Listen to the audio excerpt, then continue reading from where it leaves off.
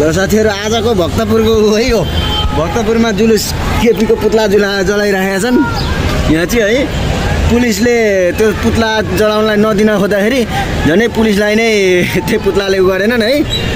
जनताहरू चाहिँ धेरै आक्रोश भएको अवस्था छ। पुलिसहरूले त्यहाँनिर छेक्न चाहिँ खोजिरहेको छ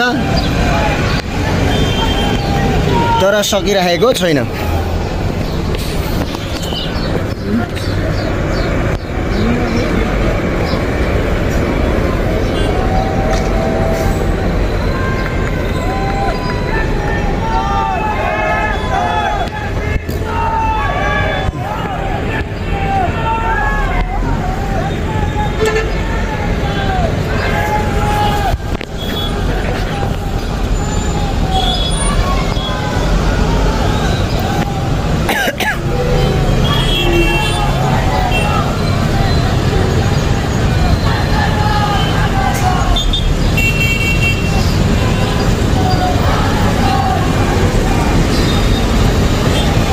भर्खरैको ताजा घटना हो यो। ल जनताहरू दिनदिनै आक्रोश हुँदै गएका छन्।